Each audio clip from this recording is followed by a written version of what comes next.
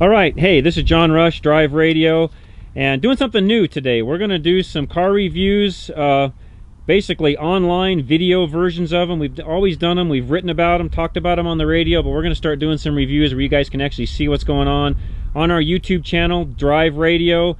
We just did a bunch of stuff with K&N, and again, we're going to start doing more videos. So this is our first shot at doing a actual new car review via video. So enjoy, and you can laugh at us for all the mistakes we'll make during this. This is my son Richard. He's actually going to do the walk around the car and kind of explain some of the features. But this is a new 2014 RX F Sport, correct, Richard? RX350 F Sport, correct.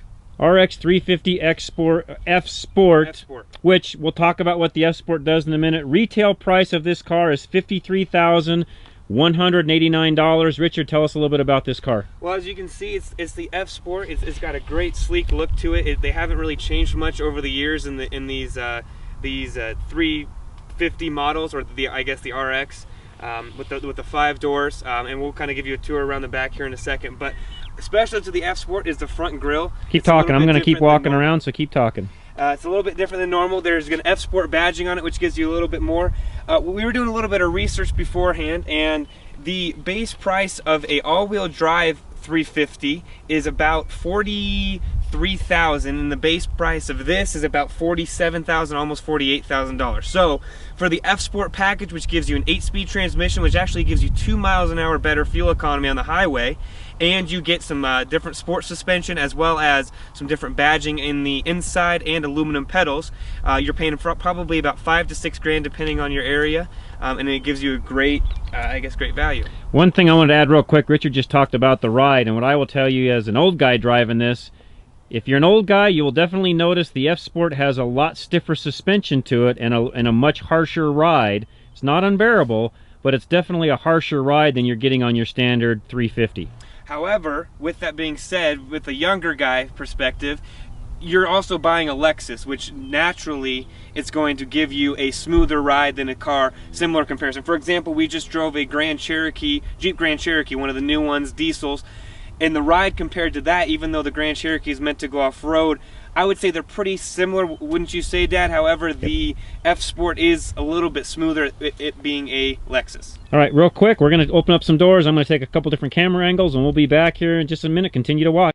All right, and we're back, and Richard keeps reminding me that we're not live, so I don't know, one of these days we might be. We're going to start doing some different things this way. So again, YouTube's a great way for you to view what we're doing, kind of check us out as a radio show. And again, we've always done radio. Video's a new thing to us, so bear with us as we learn how to do all this stuff. But Richard's going to show us some inside features of the RX350 F Sport, which again has a little bit of difference to it than just a standard 350. It does. So, Dad, if you want to come over here, I'll kind of talk behind you. If you can see the aluminum pedals in there, that's a little bit different on the F Sport versus the regular RX350. If you can get a picture of the steering wheel there, it's got that F Sport badge on the very bottom of it, as you can see.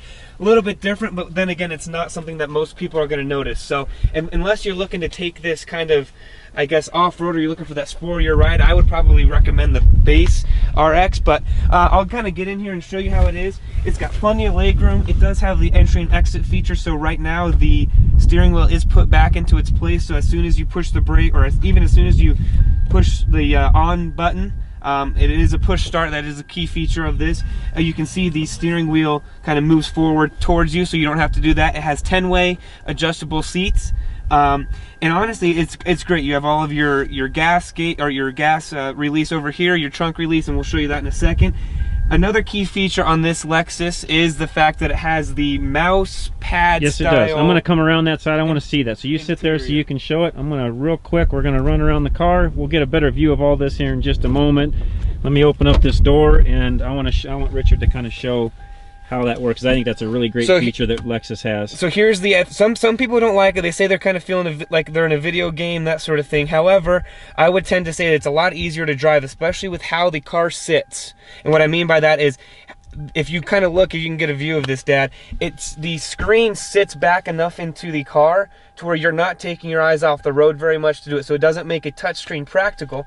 But if you want to watch a screen, it kind of has a mouse in the map mode, but as soon as I get locked onto a button, it goes there. And so I can do Just told Richard. So I can, zoom so I in can real do quick different to that. things. It's nice. It's got basically 3 different buttons on the bottom here by the mouse pad. Okay. And it has map, voice, menu, and then you can kind of scroll through some different menus on there. So I'm going to go to the menu. And as you can see from the menu screen, it gives, and it is pretty responsive. It does take it a second to go, but as you can see, scrolling through everything is a great, it's pretty smooth. And another feature that I can't really show you, however, if you were to test drive one of these, you would feel that you can actually feel the mouse almost clicking over into that next application. And I want to show them what Richard's actually doing here. There's actually a button on the console where you can actually move that all around. Yep, and so you can control everything from the radio over to your Bluetooth device. You can input a destination, you can do climate control, your phone, choose different setup options. It's really a great system. It's Lexus's system. Also, another feature of this is you can use Toyota, which is Lexus, their Entune system. Which, by the way, for all you listeners out there, is a fantastic system. It's one of the best systems. Richard and I have found it to be extremely user-friendly, works well. They've got lots of apps that are available online. Once you get a new car, a new Toyota or a Lexus, you can actually get an account. You can download different apps. The thing works fantastic, and I highly recommend it. It's one of the better nav / DVD / you name it. Whatever you want to do inside of the system, it's all there. Looking up restaurants, all those different things, it's all available. Exactly. There's fuel options, and I will say that Lexus does give you a complimentary 1-year service for all the XM services, such as fuel prices. You can look up, I guess, different restaurants, like you mentioned. Traffic alerts will pop up on your screen.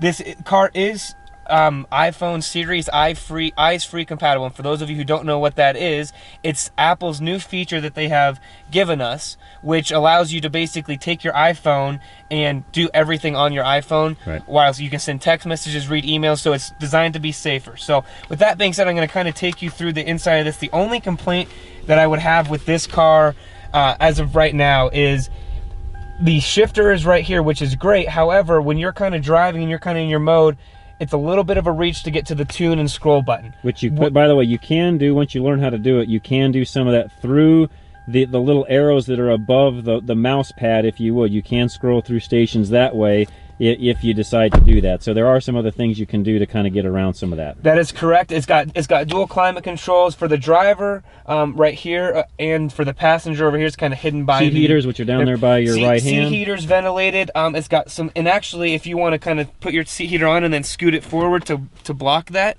you're able to do that.